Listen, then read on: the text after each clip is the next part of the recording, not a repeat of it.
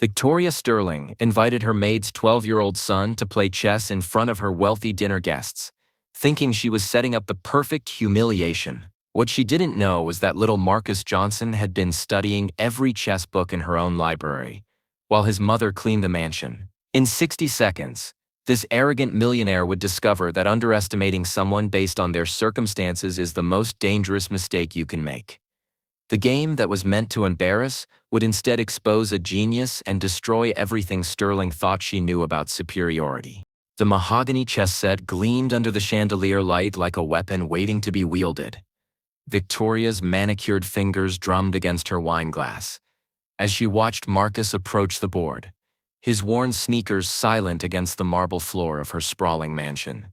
The boy's mother, Maria, stood frozen in the doorway, knowing exactly what her employer had planned.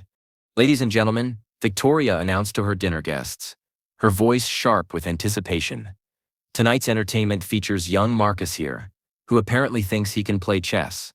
The room filled with cruel laughter as the wealthy socialites leaned forward like vultures. "I thought it would be educational to show him how the real world works."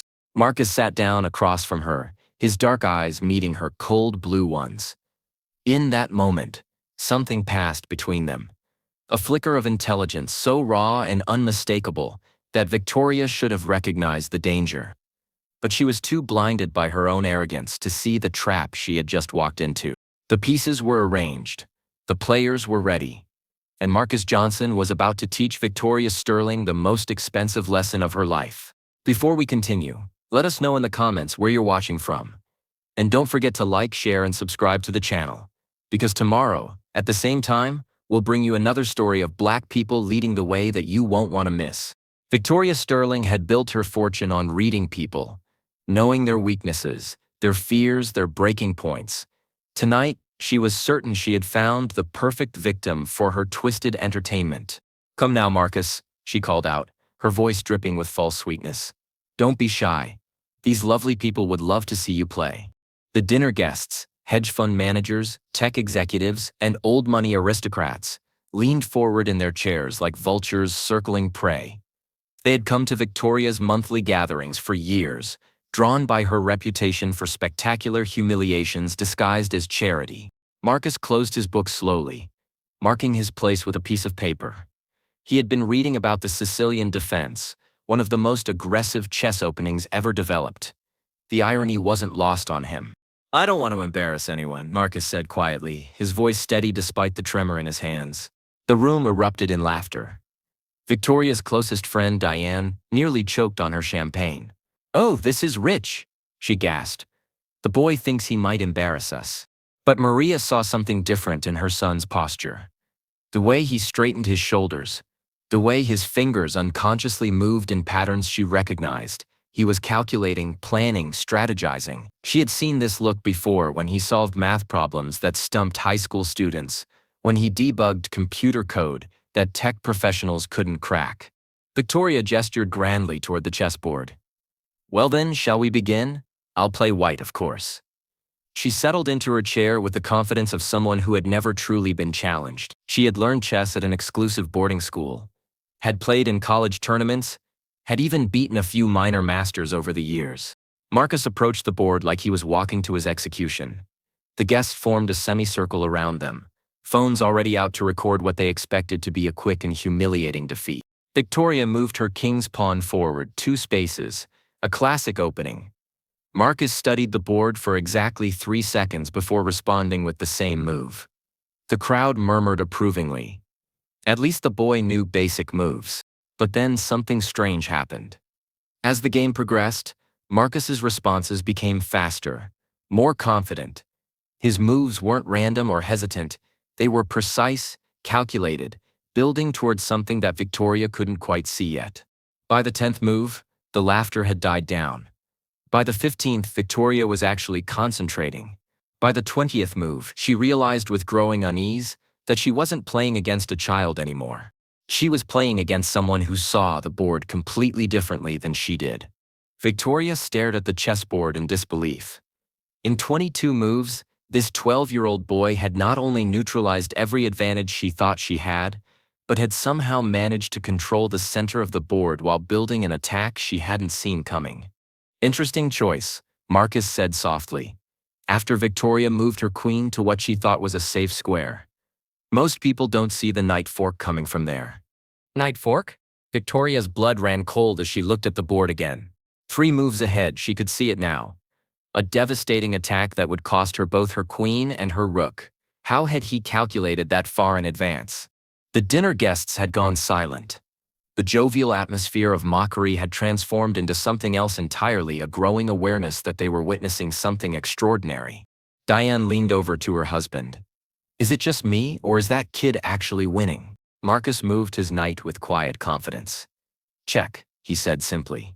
Victoria's king was indeed in check. And as she studied her options, she realized that every possible move led to a worse position. This wasn't luck. This wasn't beginner's fortune. This was pure, calculated brilliance. Where did you learn to play like this? Victoria asked, her voice barely above a whisper. Marcus glanced at his mother, who stood in the corner with tears streaming down her face, not tears of shame, but tears of pride watching her son's genius finally be recognized. Books, mostly, Marcus replied, moving another piece. The library downtown has a good chess section. And there's this old man, Mr. Peterson, who plays in the park. He taught me some things. He paused, studying Victoria's increasingly desperate position. He's a former master, lost everything in '08. Ended up homeless. But he still knows the game better than anyone I've ever met. The revelation hit the room like a thunderbolt. This boy hadn't just learned chess from some casual games with friends. He had been studying with a former master, absorbing knowledge and strategies that took most players decades to understand. Victoria moved her king, the only legal move available. She was no longer playing to win. She was playing to survive, to avoid complete humiliation in front of her own guests. You know, Marcus said, his voice gaining strength, there's something beautiful about chess. It doesn't matter if you're rich or poor, black or white, young or old. The pieces move the same way for everyone. The only thing that matters is how well you can think. He moved his rook, completing a combination that had taken him 15 moves to set up. Checkmate, he announced quietly. The silence in the room was deafening. Victoria stared at the board, her mind racing to find some escape that didn't exist. Her king was trapped, surrounded by Marcus's pieces in a pattern so elegant it looked like art.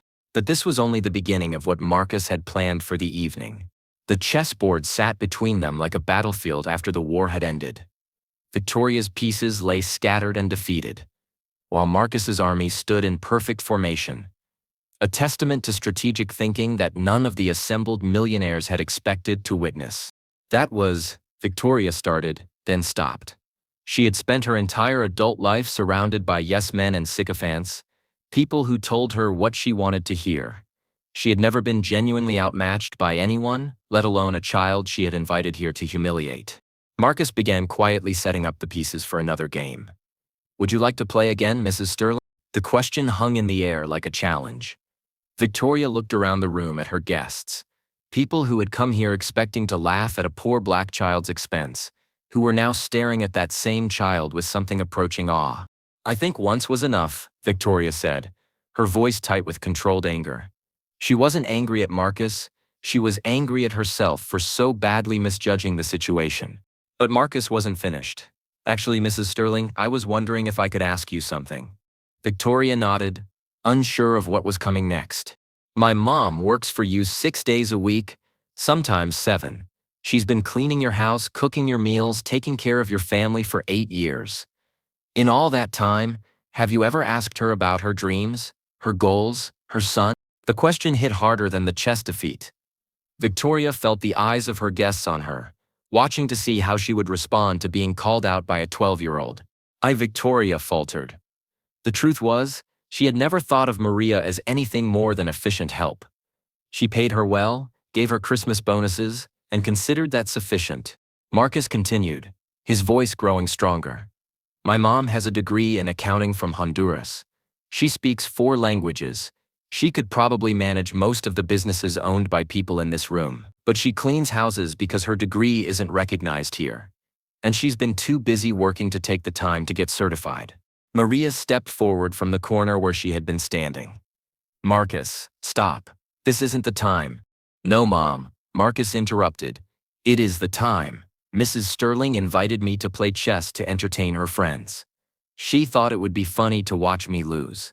But here's what she didn't know. I've been watching too. I've been watching how she treats you, how she treats people who work for her, how she assumes that being poor means being stupid. The room had gone completely silent. Victoria's carefully constructed social event was turning into something she had never anticipated. A mirror being held up to show her exactly who she really was. Marcus stood up from the chess table.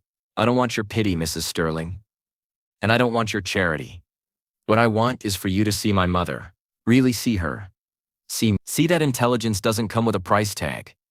And that just because someone serves you doesn't mean they're beneath you. Victoria opened her mouth to respond, but no words came. How do you argue with truth, delivered with such precision? Marcus wasn't done revealing the depth of what he had observed and learned in the shadows of the Sterling mansion. Marcus walked over to Victoria's ornate bookshelf, running his finger along the leather-bound spines. You have Kasparov's My Great Predecessors here, he said, pulling out the thick volume. All 5 volumes. Have you read them? Victoria stared at the book in his hands. She had bought the set to impress guests, but had never opened a single volume. Of course I have. Marcus smiled sadly. No, you haven't.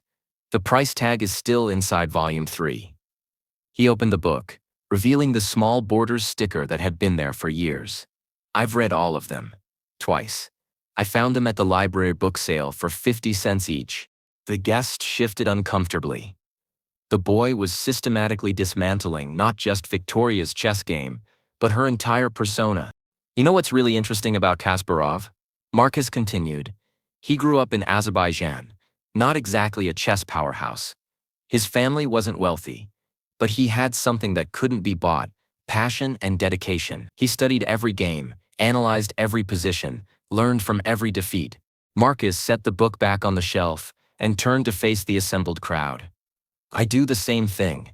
Every day after school, I go to the park where Mr. Peterson plays. He teaches me about chess, but more than that, he teaches me about life, about how circumstances don't define your potential. Diane whispered to her husband, "This kid is incredible." But Marcus heard her. You think I'm incredible because I can play chess? You want to know what's really incredible? My mom getting up at 5 a.m. every day to clean houses, then coming home to help me with homework, then staying up late to take online courses so she can maybe, someday, use her degree again. Maria wiped tears from her eyes. She had never heard her son speak like this, with such confidence, such power. Victoria finally found her voice. Marcus, I apologize. You're right. I don't know you, and I don't know your mother well enough. But you could, Marcus replied. You could ask her about the accounting software she created to help manage your household expenses, the one that saved you thousands of dollars. You could ask her about the investment strategies she suggested for your portfolio. You could ask her about the languages she's been teaching herself online. The revelation struck Victoria like lightning. Those helpful suggestions that she had assumed came from her financial advisor. They had come from Maria, the organizational systems that had made her life so much easier. Maria's innovation. You see, Marcus continued, we've been here all along. Watching, learning, contributing. You just chose not to see us. He moved to the chessboard and picked up the white king, the piece that represented power, authority, control. In chess, the king is the most important piece, but it's also the weakest. It can only move one square at a time. It needs other pieces to protect it, to do the real work. Marcus placed the king gently on the table. The queen is the most powerful piece on the board. She can move in any direction, as far as she wants. She's the one who really controls the game. The metaphor wasn't lost on anyone in the room. Victoria had thought she was the queen, but she was realizing she had been playing the role of king, dependent on others, limited in her movement, powerful only because of the system that protected her. So what happens now? Victoria asked, her voice barely audible. Marcus smiled for the first time that evening. Now we play a different game. Marcus moved to the center of the room, commanding attention in a way that most adults, twice his age, couldn't manage. "Mrs. Sterling, you wanted to entertain your guests tonight. You wanted to show them something impressive. Well, let me give you something truly impressive." He gestured toward his mother. "Mom, remember that business plan you've been working on? The one you thought no one would ever take seriously?"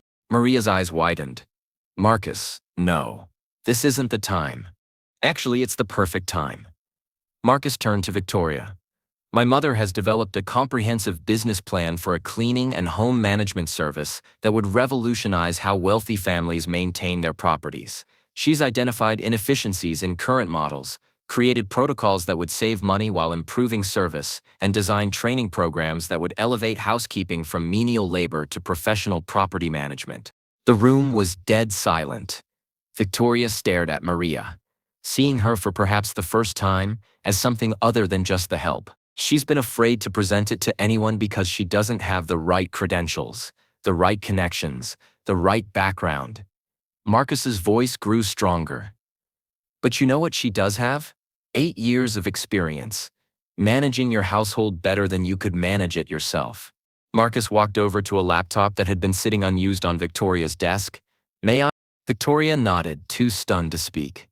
Within moments, Marcus had pulled up a detailed presentation, graphs, financial projections, operational flowcharts, marketing strategies. Mom's been working on this for 2 years. Every evening after her 12-hour days, she's been building something that could employ dozens of people, provide better services to clients, and create a sustainable business model. The guests leaned forward, genuinely impressed by the sophistication of the presentation. These were people who had seen countless business pitches, and this was as professional as anything that had come across their desks. "The startup costs are minimal," Marcus continued, clicking through slides with the confidence of a seasoned presenter. "The market demand is proven. You're all potential clients. The competitive advantage is clear. Who knows your needs better than the people who actually manage your homes?" Victoria stared at the financial projections. The numbers were solid, conservative, realistic. This wasn't a pipe dream. This was a viable business plan that could actually work. "Why?" Victoria asked. "Why are you showing me this?" Marcus looked directly at her. "Because you have a choice. You can continue to see us as servants, as entertainment, as people who exist to make your life easier. Or you can see us as partners, as equals, as people with valuable skills and perspectives." He clicked to the final slide of the presentation. "Mom needs an initial investment of $50,000 to launch this business. That's less than you spent on this dinner party. Less than your monthly spa budget. Less than what you paid for that chess set we just played on." The challenge was clear. Victoria could dismiss this presentation, return to her comfortable assumptions about class and race and intelligence, or she could take a risk, make an investment, and potentially change not just Maria's life, but her own understanding of the world. "There's one more thing," Marcus said quietly. "If you invest in this business, I'll teach your son chess. Really teach him. Not the way you learned in boarding school, but the way Mr. Peterson taught me. The way champions learn." Victoria's heart skipped a beat. Her son David had been struggling in school, lacking confidence, needing something to challenge him intellectually. "What do you say, Mrs. Sterling? Are you ready to play a different kind of game?" Victoria Sterling stood at the crossroads of everything she thought she knew about herself. The chessboard sat nearby, pieces still arranged in the pattern of her defeat, a visual reminder that her assumptions had been catastrophically wrong. $50,000, she repeated slowly, looking at the business plan displayed on the laptop screen.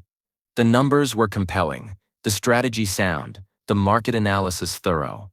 In her years of managing investments, she had seen far less impressive presentations funded for millions. "Mom," her son David said from the doorway, where he had been quietly listening. "Marcus beat you at chess?" Victoria turned to see her 14-year-old son looking at Marcus with genuine admiration rather than the condescension she had expected. "He did more than beat me, David. He taught me something about myself." Marcus approached David with the same quiet confidence he had shown all evening. "Do you play chess?" "Not really," David admitted. "I mean, I know how the pieces move, but I'm not very good." "Nobody starts out good. Marcus replied. Even Kasparov lost his first tournament game. The question is whether you're willing to learn from losing. Victoria watched this interaction with growing amazement. Her son, who had been struggling with confidence and academic performance, was engaged in a way she hadn't seen in months. Mrs. Sterling. Maria spoke for the first time since the presentation began. You don't owe us anything. Marcus shouldn't have put you on the spot like this. If you're not comfortable, stop, Victoria interrupted. Just stop. She took a deep breath. Maria, in 8 years, have I ever asked you what you wanted? What your goals were? What your dreams were? Maria looked down. It wasn't your place to ask. I'm an employee. No, Victoria said firmly. You're a person, a brilliant person who has been managing my life better than I manage it myself, and I've been too blind to see it. She walked over to her purse and pulled out her checkbook. The room watched in stunned silence as she began writing. 50,000 for the initial investment, Victoria said, her pen moving across the check. But I want to propose a partnership, not just a loan. I have connections, experience in business development, access to potential clients. You have the vision, the operational expertise, and clearly the intelligence to make this work. She tore the check from the book and handed it to Maria, whose hands trembled as she took it. But there are conditions, Victoria continued. Maria's face fell, expecting the other shoe to drop. First, you take time off from cleaning houses to focus on this business. I'll cover your lost wages during the transition. Maria's eyes filled with tears. Second, Marcus teaches David chess twice a week. And I want to learn too. Really learn, not just enough to impress people at parties. Marcus grinned. That sounds fair. And third, Victoria's voice grew stronger. I want you both to be honest with me. If I'm being classist, if I'm being condescending, if I'm falling back into old patterns, call me out. The way Marcus did tonight, the dinner guests, who had been forgotten during this exchange, began to murmur among themselves. Several were pulling out their phones, not to record mockery, but to capture this moment of genuine human connection. This is incredible, Diane whispered. I've never seen Victoria like this. But Victoria heard her. You've never seen me forced to confront who I really am, she replied. It's not comfortable, but it's necessary. Marcus looked at his mother, then at Victoria, then at the chessboard where his victory still stood as evidence of how wrong assumptions could be. Mrs. Sterling, he said carefully, there's something else you should know about tonight. Marcus walked back to the chessboard, his hand hovering over the pieces that told the story of his victory. Mrs. Sterling, do you want to know why I really agreed to play chess with you tonight? Victoria tensed. After everything that had happened, she wasn't sure she was ready for another revelation. I knew you were planning to humiliate me, Marcus continued. I heard you talking to Mrs. Henderson last week about your little experiment with the maid's son. I knew exactly what this dinner party was supposed to be. The room went dead silent. Victoria felt her face flush with shame. She had thought her conversation with Diane was private. So why did you agree to play? Victoria asked, her voice barely a whisper. Marcus smiled. And for the first time that evening, he looked like the 12-year-old boy he actually was. Because I realized something. You weren't just planning to humiliate me. You were giving me an opportunity to show everyone in this room who I really am, who my mother really is, who we could become if someone just gave us a chance. He picked up the white king from the board. In chess, the most powerful moves often look like mistakes at first. You sacrifice a piece to gain position. You accept a temporary disadvantage to set up a bigger victory. That's what tonight was for me. A sacrifice to gain position. Victoria stared at him in amazement. You planned this entire evening? Not planned, exactly. But I prepared for it.